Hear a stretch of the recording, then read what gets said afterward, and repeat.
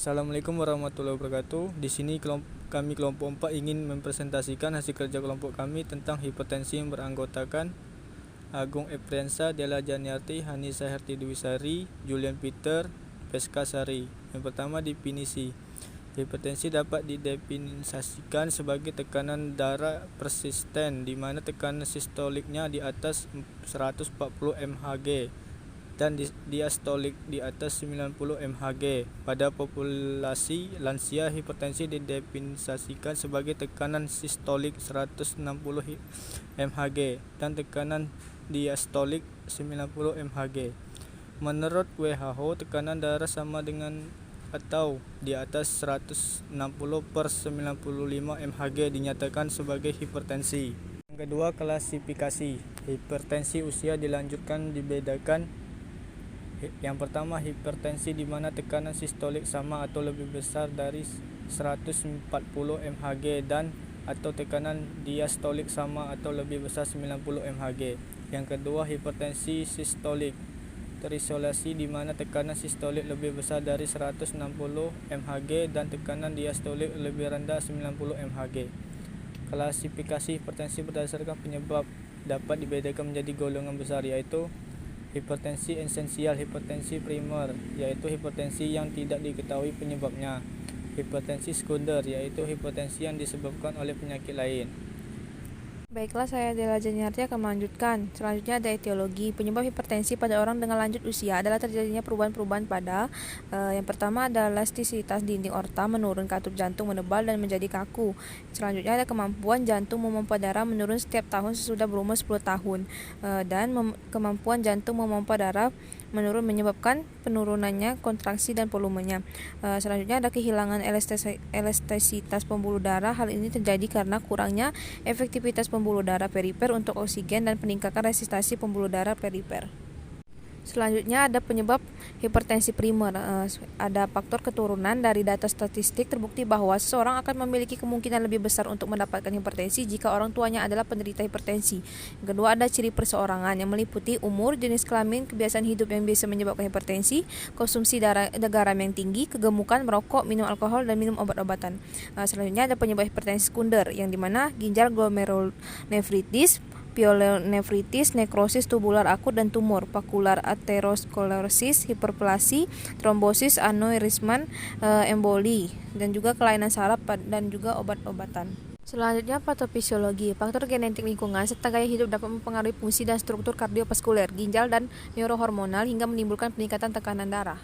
Baiklah, saya Agung Epriansa akan melanjutkannya. Tanda dan gejala. Tanda dan gejala pada hipertensi dibedakan menjadi: yang pertama, tidak ada gejala. Tidak ada gejala yang spesifik yang dapat dihubungkan dengan peningkatan tekanan darah selain penentuan tekanan arteri oleh dokter yang memeriksa. Hal ini berarti hipertensi arteri tidak akan diagnosa oleh tekanan arteri tidak terukur. Gejala yang lain selain sering dikatakan bahwa: yang kedua, gejala terlazim. Gejala yang menyertai hipertensi meliputi nyeri kepala dan kelelahan. Dalam kenyataannya, ini merupakan gejala terlazim yang mengenai kebanyakan pasien yang mencari pertolongan medis. Baiklah, saya Peska Sari akan melanjutkan. Yang selanjutnya ada pemeriksaan penunjang, yaitu hemoglobin hematokrit, ada BUN, ada pemeriksaan glukosa, ada pemeriksaan kalsium serum, ada pemeriksaan urinalis. Dan juga di sini ada penata laksanaannya. Yang pertama itu ada terapi tanpa obat, yaitu diet, penurunan berat badan, berhenti merokok, latihan fisik, dan juga ada edukasi kesehatan, yang ada teknik relaksasi, pendidikan kesehatan, dan juga ada terapi obat. Baiklah, selanjutnya yaitu asuhan keperawatan. 1. Pengkajian. Ada aktivitas, gejala, kelemahan, letih, nafas pendek, gaya hidup monoton. Tanda, frekuensi jantung meningkat, perubahan irama jantung, dan takipno. Pada sirkulasi, gejala, riwayat hipertensi, aterosklerosis, penyakit jantung koroner atau katup dengan penyakit cerebrovaskuler, episode palpitasi. Lalu ada tanda yaitu kenaikan tekanan darah, nadi denyutan jelas dan karotis, jugularis radialis, takikardi, murmur stenosis valvular, distensi vena jugularis, kulit pucat, cyanosis, suhu dingin, vasokonstriksi perifer, pengisian kapiler mungkin lambat atau tertunda. Lalu ada integritas ego, gejala, riwayat perubahan kepribadian, ansietas, faktor stres. Tanda ada letupan suasana hati, gelisah, penyempitan kontinu, perhatian, tangisan meledak, otot muka tegang, pernafasan menghela, peningkatan pola bicara. Pada eliminasi ada gejala gangguan ginjal saat ini atau seperti obstruksi. Lalu ada makanan atau cairan. Gejala makanan yang disukai yang mencakup makanan tinggi garam, lemak, serta kolesterol, mual, muntah, dan perubahan berat badan akhir-akhir ini. 3 tanda berat badan normal atau obesitas, adanya edema dan glikosuria. Pada neurosensori ada gejala keluhan pusing, berdenyut, sakit kepala, suboccipital.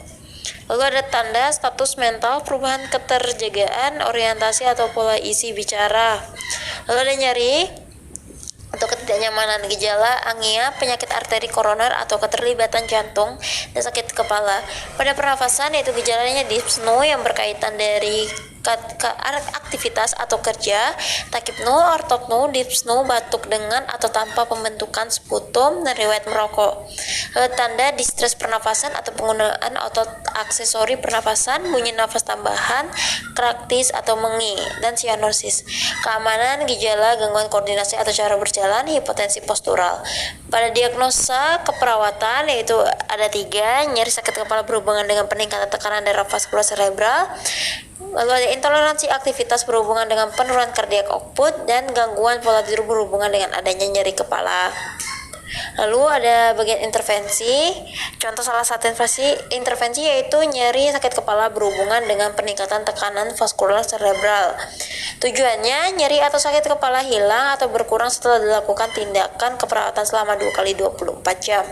Kriteria hasil, pasien mengungkapkan tidak adanya sakit kepala, pasien tampak nyaman, TTV dalam batas normal.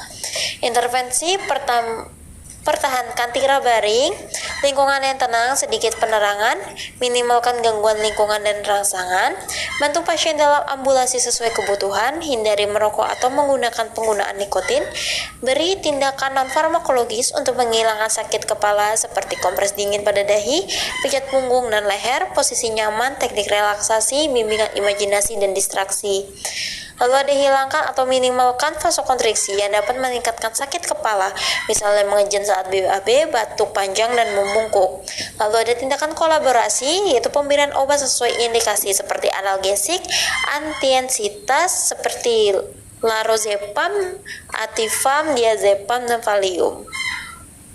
Baiklah, presentasi sudah kami tampilkan. Apabila ada kesalahan, kami mohon maaf. Kami ucapkan terima kasih. Wassalamualaikum warahmatullahi wabarakatuh.